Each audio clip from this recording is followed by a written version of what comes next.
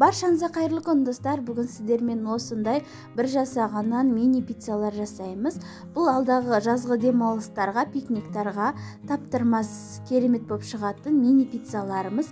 Міндетті түрде видеоны соңына дейін қарап жасап көріңіздер. Алдымен жылы сүтімізді, одан кейін қантымызды салып, одан кейін үстіне ашытқымызды салып, қасықтың көмегімен жақсылап араластырып жібереміз. Барлығын жақсылап араластырып болғаннан кейін үстіне бір жұмыртқамызды, екінші жұмыртқамыздың тек ақ уызын ғана саламыз, ал сары уызын қазір бетіне жаққанға алып қоямыз. Барлығын жақсылап араластырып жібереміз де, одан кейін бөлме температурасында тұрған сары майымызды салып жібереміз. Тағы да жақсылап араластырып, одан кейін үстіне тұзымызды салып араластырамыз.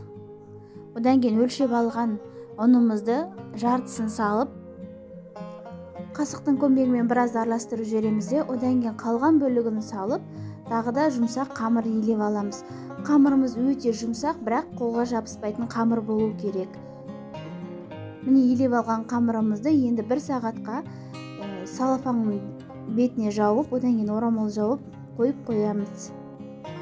Міне 1 сағаттан кейін қамырымыз әдемі болып осылай көтерілу керек. Енді ол қамырымызды бір илеп жібереміз столдың үстіне. Одан кейін ортасынан ұзыннан бір бөліп, 6 бөлікке бөліп аламыз.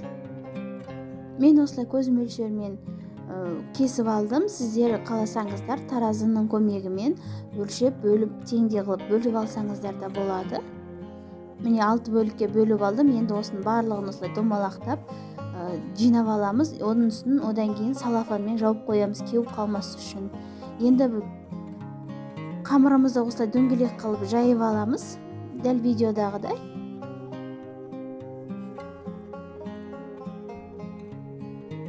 Енді бұны пышақты немесе осындай роликтің көмегімен осылай видеодағыдай кесеміз. Енді тағы да ортасынан және кескен ортасынан тағы да осылайынан бір кесіп шығамыз. Міне кесіп дайындап алдық. Енді оны дәл видеодағыдай орап шығамыз.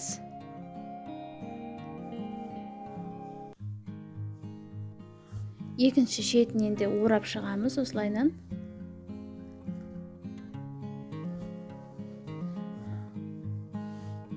Екі шетін біріктіріп дайындап аламыз. Міне болды. Енді листімізға қойып шығамыз. Міне қамырымызды тағы да солайынан жайып алдық. Дәл видеодағыдай тағы да қайталап шығамыз. Орталарынан кесіп шығамыз. Тағы да солайынан орап шығамыз. Барлық қамырларымызды дәл солайынан дайындап аламыз. Достар, егер сіздерге осындай мини пиццалар ұнап жатса, каналыма тіркеліп қойыңыздар және осыны достарыңызбен бөлісе отырыңыздар. Міне дайын болды барлық қамырларымыз. Енді бағанағы алып қалған сары уызымызға 2 чайный ложка сүтімізді қосып араластырып аламыз. Одан кейін шет жақтарына жағып шығамыз.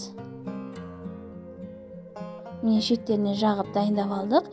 Енді ортасына және кетчуптарымызды қасықтың көмегімен салып жағып шығамыз ортасына.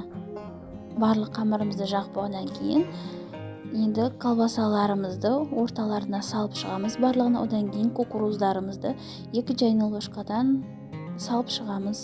Барлығына салып болғаннан кейін мен черри помидорлардың ортасынан бір бөліп қойып шықтым барлығына. Енді осылайынан 4-5 сырларымызды салып болдым. Одан кейін үстіне аздап тағы да сырды терканың көмегімен өзгізіп шықты. Барлық пиццамыз үстіне сырды сеуіп шыққаннан кейін салафанға немесе арнайы кондитерлік мешокқа майонезімізді салып, осылайынан барлығын үстіне жағып шығамыз. Барлық пиццаларымызды қызып тұрған пешімізде 180 градуста осылайынан 25-30 минутта пісіріп аламыз. Міне пиццамыз дайын болды. Қазір ортасын кесіп көрсететін боламын. Ортасы барлығы толығымен піскен болатын. Пиццамыз өте тойымды, әрі жұмсақ, керемет болып шыққан. Достар, сіздер де жасап көріңіздер, өте дәмді, керемет болып шығады. Үйшіңізді осындай ерекше пиццалармен қуантып отырыңыздар. Достар, менің каналыма тіркелуді ұмытпаңыздар. Алдағы уақытта осындай керемет рецепттермен сіздерге бөлісіп отыратын боламын.